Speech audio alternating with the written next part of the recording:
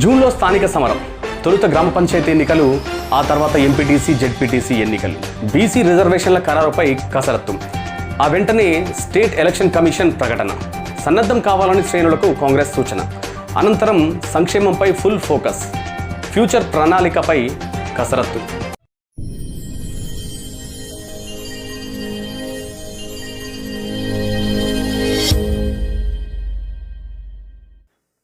లోక్సభ హడావడి పూర్తయిన వెంటనే స్థానిక సంస్థల ఎన్నికలను నిర్వహించాలని రాష్ట్ర ప్రభుత్వం భావిస్తున్నది. షెడ్యూల్ ప్రకారం జనవరిలోనే ఈ ఎలక్షన్స్ జరగాల్సి ఉన్నప్పటికీ అసెంబ్లీ పార్లమెంట్ ఎన్నికలతో వాయిదా పడ్డాయి. లోక్సభ ఎన్నికల ప్రక్రియ జూన్ మొదటి వారంలో పూర్తి కాగానే స్థానిక సంస్థల ఎన్నికలు నిర్వహించేలా రాష్ట్ర ప్రభుత్వం ఆలోచిస్తున్నది. ఇందుకోసం గ్రామ పంచాయతీ ఎన్నికల్లో బీసీ రిజర్వేషన్ ప్రాసెస్ను కొలిక్కి తీసుకొచ్చే కసరత్తు మొదలుపెట్టింది. ఈ విషయంపై రాష్ట్ర బీసీ కమిషన్కు గతంలోనే స్టేట్ ఎలక్షన్ కమిషన్ లేఖ కూడా రాసింది. ఇక ప్రభుత్వం నుంచి ఆదేశాలు వెళ్ళగానే రిజర్వేషన్లు ఖరారు కానున్నాయి. ఆ వెంటనే స్టేట్ ఎలక్షన్ కమిషన్ ప్రకటన చేయనున్నది. ఈ ఎన్నికలను దృష్టిలో పెట్టుకొని రాష్ట్ర ప్రభుత్వం ప్రాథమిక స్థాయిలో ప్రణాళికను సిద్ధం చేసుకున్నది. షెడ్యూల్ ప్రకారం ఈ ఏడాది జనవరిలోనే స్థానిక ఎన్నికలు జరగాల్సి ఉన్నప్పటికీ అసెంబ్లీ ఎన్నికల తర్వాత కొత్త ప్రభుత్వం ఏర్పడటం, తాజాగా లోక్సభ ఎన్నికల షెడ్యూల్ రిలీజ్ కావడంతో అవి వాయిదా పడ్డాయి.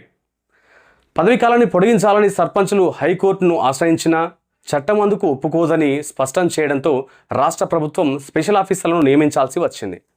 జూన్లో ఎన్నికలు జరిగి లాంఛనంగా సర్పంచ్, ఉప సర్పంచ్, వార్డు సభ్యులు కొలువుదీరగానే స్పెషల్ ఆఫీసర్ల పాలన ముగుస్తుంది.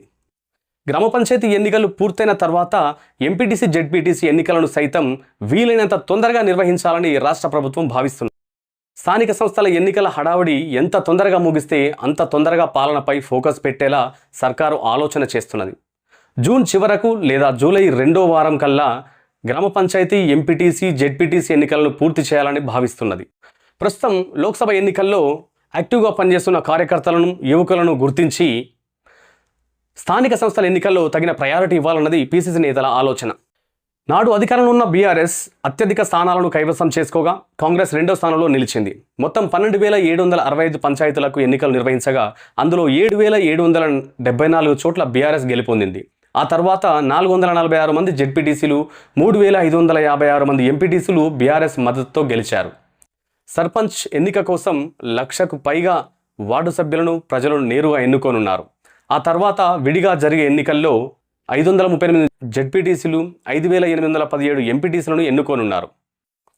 అసెంబ్లీ, లోక్సభ ఎన్నికలతో పోలిస్తే ప్రజల ఆలోచన సరళి స్థానిక సంస్థల్లో భిన్నంగా ఉన్నందున స్థానిక సంస్థల ఎన్నికల్లో ఎంతమంది స్వతంత్ర అభ్యర్థులుగా పోటీ చేయనున్నారో వేచి చూడాలి. మరి స్థానిక సంస్థ ఎన్నికల్లో నవయువ నాయకత్వం రావాలని ఎంతమంది అభిప్రాయపడుతున్నారో కామెంట్ రూపంలో తెలియజేయగలరు.